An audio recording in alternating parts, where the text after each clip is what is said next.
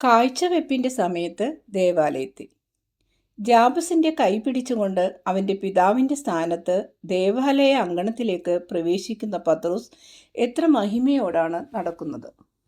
നല്ലവണ്ണം നിവർന്ന് ശരിക്കും നടക്കുന്നതിനാൽ യഥാർത്ഥത്തിലുള്ളതിൽ കൂടുതൽ പൊക്കം തോന്നിക്കുന്നു. മറ്റുള്ളവരെല്ലാം ഒരു സംഘമായി പിമ്പയുണ്ട്. ഏറ്റവും പുറകിൽ നടക്കുന്ന ഈശോ ദേവാലയത്തിലേക്ക് കയറാൻ ലജ്ജ കാണിക്കുന്ന എൻഡോറിലെ ജോണിനോട് സംസാരിക്കുകയാണ്. പത്രോസ് വളർത്തുപുത്രനോട് ചോദിക്കുന്നു, നീ ഇതിനു മുൻപ് ഇവിടെ വന്നിട്ടുണ്ടോ? ബാലൻ മറുപടി പറയുന്നു, ഞാൻ ജനിച്ചപ്പോൾ എന്നെ ഇവിടെ കൊണ്ടുവന്നു, എന്നാൽ ഞാനത് ഓർക്കുന്നില്ലപ്പാ. അത് കേട്ട് പത്രോസ് ഹൃദ്യമായി ചിരിക്കുന്നു. പത്രോസ് ഇത് മറ്റുള്ളവരോട് പറഞ്ഞപ്പോൾ അവരും ചിരിക്കുന്നു. സാവധാനത്തിൽ അവർ പറയുന്നു, ഒരു പക്ഷേ ആ സമയം നീ ഉറങ്ങുകയായിരുന്നിരിക്കാം. അതിനാൽ പിന്നെ ഞങ്ങളും നിന്നെപ്പോലെ തന്നെയാ. ഞങ്ങൾ ജനിച്ചപ്പോൾ ഇവിടെ വന്ന കാര്യം ഞങ്ങളും ഓർക്കുന്നില്ല. ഇതേ ചോദ്യം തന്നെ ഈശോ എൻഡോറിലെ ജോണിനോടും ചോദിക്കുന്നു. മറ്റുള്ളവരോട് പോലെ ജോണും മറുപടി പറയുന്നു. ജോൺ പറയുന്നത്, ഞങ്ങൾ പുതുതായി ഇസ്രയേലിൽ ചേർന്നവരാണ്. പെസഹ നാളിൽ അമ്മ എന്നെ കയ്യിലെടുത്തു കൊണ്ടാണ് വന്നത്. ആദാർ മാസത്തിൻ്റെ ആദ്യമാണ് ഞാൻ ജനിച്ചത്. അമ്മയ്ക്ക് നടക്കാറായപ്പോൾ തന്നെ കഴിവതും നേരത്തെ പുത്രനെ കർത്താവിനെ കാഴ്ചവെക്കുവാൻ അവൾ യൂദയായിൽ നിന്നും നടന്നു. ഒരു പക്ഷേ അവൾക്ക് നടക്കാൻ ആരോഗ്യം കിട്ടുന്നതിന് മുമ്പായിരിക്കാം നടന്നത്. കാരണം അതേ തുടർന്ന് അവൾ രോഗിണിയായി. അതിൽ നിന്നും രക്ഷ പ്രാപിച്ചതുമില്ല. അമ്മ നഷ്ടപ്പെട്ട സമയത്ത് എനിക്ക് 2 വയസ്സ് തികഞ്ഞിരുന്നില്ല. എൻ്റെ ജീവിതത്തിലെ ഒന്നാമത്തെ ദൗർഭാഗ്യം. ഞാനായിരുന്നു ആദ്യത്തെ കുട്ടി. രോഗിണിയായി തീർന്നതിനാൽ വേറെ കുട്ടികളും ഉണ്ടായില്ല. ഞാൻ അവളുടെ ഏക സന്താനമായി തീർന്ന നിയമം അവൾ അനുസരിച്ചല്ലോ എന്നോർത്ത് അഭിമാനത്തോടെ അവൾ മരിച്ചു. എൻ്റെ അപ്പൻ എന്നോട് പറയുമായിരുന്നു, നിന്നെ ദേവാലയത്തിൽ കാഴ്ചവെച്ചതിനാൽ അവൾ സന്തോഷമായിട്ടാണ് മരിച്ചത്. പാവം അമ്മ. അവൾ എന്താണ് കാഴ്ചവെച്ചത്? ഒരു ഭാവി കൊലയാളിയെ. ജോൺ, അങ്ങനെ പറയാതിരിക്കൂ.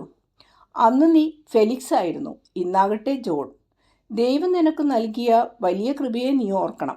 എപ്പോഴും അത് മനസ്സിലുണ്ടായിരിക്കണം. കഴിഞ്ഞുപോയ അധംപതനത്തിൻ്റെ കാര്യമെല്ലാം മറന്നു കളയുക. നിനക്ക് വീണ്ടും ദേവാലയത്തിലേക്ക് വരാൻ ഇടയായില്ലേ? ഓ ശരിയാണ്, എനിക്ക് 12 വയസ്സായപ്പോഴേക്കും പിന്നീടും എനിക്ക് കഴിയുമായിരുന്ന കാലങ്ങളിലെല്ലാം പിൽക്കാലത്ത് എനിക്ക് പിന്നീട് വരാൻ കഴിയുമായിരുന്ന കാലങ്ങളിൽ ഞാൻ വന്നതേയില്ല. കാരണം ഞാൻ അങ്ങയോട് പറഞ്ഞല്ലോ, ഒന്നിനെ മാത്രമേ ഞാൻ ആരാധിച്ചിട്ടുള്ളൂ, അതായത് വിദ്വേഷത്തെ മാത്രം. അതിനാലാണ് ഇവിടെ നിന്ന് മുന്നോട്ട് വരാൻ ഞാൻ ധൈര്യപ്പെടാത്തത്. പിതാവിൻ്റെ ഭവനത്തിൽ അന്യനെ പോലെയാണ് എനിക്ക് തോന്നുന്നത്.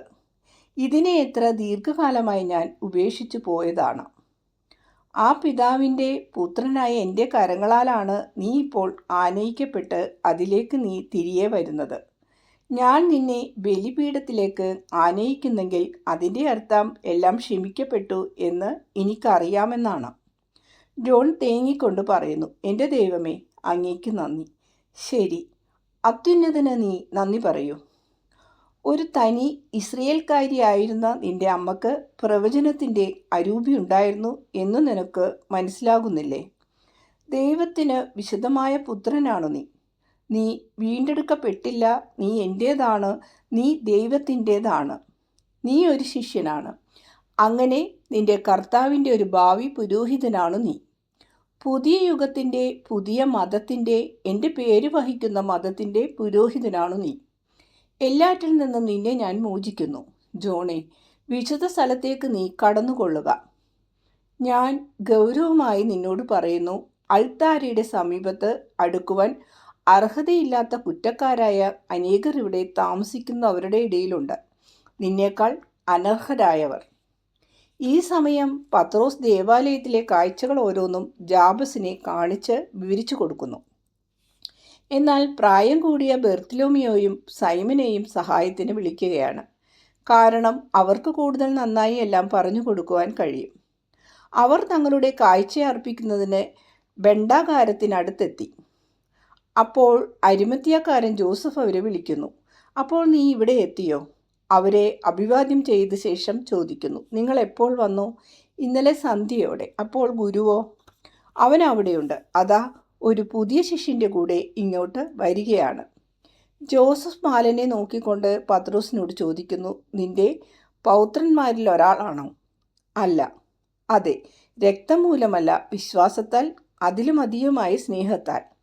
എനിക്കൊന്നും മനസ്സിലാകുന്നില്ല. അവൻ ഒരു അനാഥ ബാലനാണ്. അതുകൊണ്ടാണ് രക്തബന്ധമില്ലെന്ന് ഞാൻ പറഞ്ഞത്. ഒരു ശിഷ്യനായതിനാൽ വിശ്വാസത്തിലുള്ള ബന്ധം വളരെയധികമാണ്. സ്നേഹത്തിൽ അവനൊരു പുത്രനും. ഗുരു അവനെ സ്വീകരിച്ചു, ഞാൻ അവനെ വളർത്തുന്നു. അടുത്ത ഏതാനും ദിവസങ്ങളിൽ അവൻ പ്രായപൂർത്തി ആഘോഷിക്കും. അവന് 12 വയസ്സായോ? എത്ര ചെറിയ കുട്ടി! ഏയ്, ഗുരു നിന്നോട് പറയും, ജോസഫേ, നീ നല്ലവനാണ്, ഇവിടെയുള്ള അപൂർവം നല്ല ആളുകളിൽ ഒരാൾ. എന്നോട് പറയൂ, ഈ കാര്യത്തിൽ എന്നെ ഒന്ന് സഹായിക്കാമോ? ഇവനെ എൻ്റെ പുത്രൻ എന്ന നിലയിൽ ഞാൻ കൂട്ടിക്കൊണ്ടു ചെല്ലുകയാണ്. എന്നാൽ ഞാനൊരു ഗലീലിയക്കാരനും നികൃഷ്ടനായ കുഷ്ഠരോഗിയുമാണ്. ഒരു കുഷ്ഠരോഗിയോ? പെട്ടെന്ന് അകന്നു മാറിക്കൊണ്ട് ജോസഫ് ചോദിക്കുന്നു, ഭയപ്പെടുകയും മറ്റും വേണ്ട. ഞാൻ കുഷ്ഠരോഗിയായിരിക്കുന്നത് ഈശോയുടെ സ്വന്തമായിരിക്കുന്നതിനാലാണ്. ഏതാനും പേരെ ഒഴിവാക്കിയാൽ ദേവാലയത്തിലെ എല്ലാവരും അങ്ങേയറ്റം കുഷ്ഠം ബാധിച്ചവരെ പോലെയാണ് ഈശോയുടെ ശിഷ്യരെ കരുതുന്നത്. അല്ല, അങ്ങനെ പറയാതിരിക്കും. ഇത് സത്യമാണ്. സത്യത്തെ നമ്മൾ അംഗീകരിക്കണം. അതിനാൽ ഈശോ നിമിത്തവും ഞാൻ നിമിത്തവും അവർ കുട്ടിയോട് ക്രൂരമായി പെരുമാറുമെന്ന് ഞാൻ ഭയപ്പെടുന്നു. അവൻ എന്തുമാത്രം അറിവുണ്ടെന്ന് എനിക്ക് അറിഞ്ഞുകൂടാ. നേമം, അലാസ്കിയ, ഹഗത, മിദ്രാസ്കിയോട് ഇവയെല്ലാം എത്രമാത്രം അവൻ അറിയാമെന്ന് എനിക്ക് പിടിയില്ല. ഈശോ പറയുന്നത് അവന് വളരെയധികം അറിയാമെന്നാണ്. കൊള്ളാം. ഈശോ അങ്ങനെയാണ് പറയുന്നതെങ്കിൽ ഒട്ടും ഭയപ്പെടേണ്ട. എനിക്ക് ബുദ്ധിമുട്ടുണ്ടാക്കാൻ വേണ്ടി മാത്രം അവർ നിനക്കിവനോട് എത്ര ഇഷ്ടമാ? അവനെ സദാ നിന്റെ കൂടെ കൊണ്ടു നടക്കുകയാണോ? എനിക്ക് കഴിയുന്നില്ല. ഞാൻ എപ്പോഴും എന്തെങ്കിലും കാര്യത്തിന് അവൻ തീരെ ചെറുപ്പവും ശക്തിയില്ലാത്തവനുമാണ്. എന്നാൽ ഞാൻ സന്തോഷത്തോടെ നിന്റെ കൂടെ വരും. ജോസഫിൻ്റെ വാത്സല്യം നിറഞ്ഞ തലോടലുകൾ കിട്ടിയതിൻ്റെ ധൈര്യത്തോടെ ജാബസ് പറയുന്നു. പത്രോസ് സന്തോഷത്താൽ പ്രകാശിതനായി. എന്നാൽ ഗുരു പറയുന്നത് നമ്മൾ അത് ചെയ്യരുതെന്നും നമ്മൾ അങ്ങനെ ചെയ്യുകയില്ലെന്നുമാണ്. എന്നാൽ വല്ലപ്പോഴുമെങ്കിലും നമുക്ക് തമ്മിൽ കാണാമല്ലോ ജോസഫേ, എന്നെ സഹായിക്കാമോ? തീർച്ചയായും, ഞാൻ തീർച്ചയായും നിന്റെ കൂടെ വരാം. എൻ്റെ മുമ്പിൽ വെച്ച് അവനോടവർ അന്യായമൊന്നും ചെയ്യുകയില്ല. എപ്പോഴോ? ഓ ഗുരുവേ, എന്നെ അനുഗ്രഹിക്കൂ. ജോസഫേ, നിനക്ക് സമാധാനം. നിന്നെ കാണാനിടയായതിൽ സന്തോഷം. നീ ആരോഗ്യവാനായിരിക്കുന്നു എന്നു കാണുന്നതിൽ സന്തോഷം. ഗുരുവേ, എനിക്കും അങ്ങയെ കാണാനിടയായതിൽ സന്തോഷം. നിന്റെ സ്നേഹിതർക്കും നിന്നെ കാണുന്നത് സന്തോഷമായിരിക്കും. നീ ഗെത്സെമനിയിലാണോ താമസിക്കുന്നത്? ഞാൻ അവിടെ ആയിരുന്നു. എന്നാൽ പ്രാർത്ഥന കഴിയുമ്പോൾ ഞാൻ ബെഥനിയിലേക്ക് പോകും. ലാസറസിൻ്റെ പക്കലേക്കാണോ? അല്ല, സൈമൻ്റെ വീട്ടിലേക്ക്. എൻ്റെ അമ്മയും എൻ്റെ സഹോദരന്മാരുടെ അമ്മയും ജെയിംസിൻ്റെയും ജോണിൻ്റെയും അമ്മയും അവിടെയുണ്ട്. നീ വന്ന് എന്നെ കാണുമോ? അങ്ങ് എന്നോട് ചോദിക്കുന്നോ? വലിയ സന്തോഷത്തോടെ ഞാൻ വരും. ഒരു വലിയ ബഹുമതിയല്ലേ അത്? അതിനായി അങ്ങേക്ക് ഞാൻ നന്ദി പറയുന്നു. ഞാൻ ഏതാനും സ്നേഹിതരുമായി വരും. സൂക്ഷിക്കണേ ജോസഫ്, കൂട്ടുകാരെ കൊണ്ടുവരുന്നത് സൂക്ഷിച്ചു വേണം. തീഷ്ണനായ സൈമൺ അഭിപ്രായപ്പെടുന്നു. ഓ, നിങ്ങളെല്ലാവരും അവരെ അറിയുന്നതാണ്. വിവേകം പഠിപ്പിക്കുന്നത് വായു പോലും അറിയരുതെന്നാണ്. എന്നാൽ നിങ്ങൾ അവരെ കണ്ടു കഴിയുമ്പോൾ നിങ്ങൾക്ക് മനസ്സിലാകും അവർ സ്നേഹിതർ തന്നെയാണെന്ന്. കൊള്ളാം. ഗുരുവേ, യോനായുടെ പുത്രൻ സൈമൺ എന്നോട് കുട്ടിയുടെ പ്രായപൂർത്തി ചടങ്ങിനെക്കുറിച്ച് പറയുകയായിരുന്നു. അതെപ്പോഴാണെന്ന് ഞാൻ ചോദിച്ചു കൊണ്ടിരുന്നപ്പോഴാണ് അങ്ങ് വന്നത്.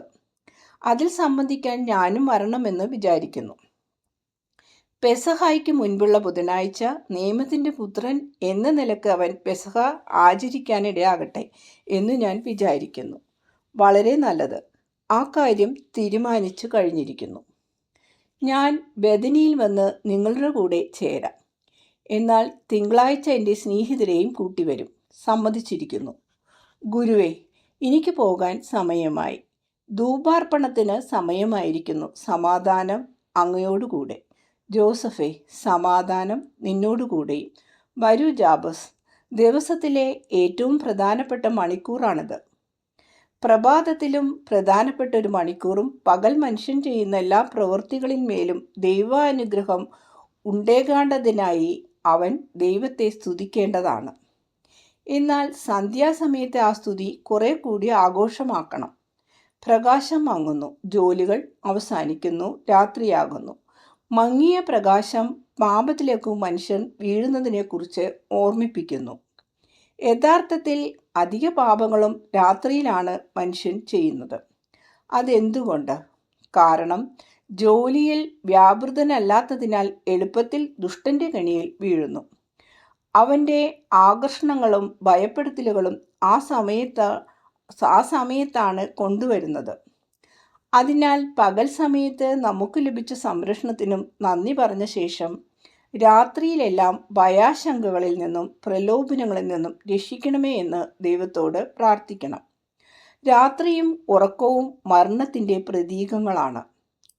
കർത്താവിൻ്റെ അനുഗ്രഹത്തോടെ ജീവിച്ച ശേഷം അന്ധകാരത്തിലേക്കല്ല, പ്രകാശമേറിയ പ്രഭാതത്തിലേക്ക് ഉറങ്ങാൻ പോകുന്നവർ അനുഗ്രഹീതരാകുന്നു. ധൂപാർപ്പണം നടത്തുന്ന പുരോഹിതർ നമ്മളെല്ലാവരുടെയും പേർക്കാണത് ചെയ്യുന്നത്. ദൈവത്തോട് ചേർന്നിരിക്കുന്ന എല്ലാവർക്കും വേണ്ടി നൽകാനുള്ള അനുഗ്രഹം ദൈവം അദ്ദേഹത്തെ ഏൽപ്പിക്കുന്നു. നോക്കൂ, ഒരു പുരോഹിതൻ്റെ ശുശ്രൂഷ എത്ര ശ്രേഷ്ഠമായതാണെന്ന്. എനിക്കും ഇഷ്ടമാ. നിന്റെ അമ്മയോട് കുറെ കൂടെ അടുത്തതുപോലെ എനിക്കും തോന്നും. നീ എപ്പോഴും ഒരു നല്ല ശിഷ്യനും പത്രോസിൻ്റെ നല്ല മകനുമായിരിക്കുമെങ്കിൽ നീ ഒരു പുരോഹിതനാകും. ഇപ്പോൾ ഇങ്ങ് വരൂ, സമയമായി എന്ന് കാഹളം വിളിച്ചറിയിക്കുന്നു. നമുക്ക് പോയി യഹോവയെ ഭക്തിയോടെ സ്തുതിക്കാം.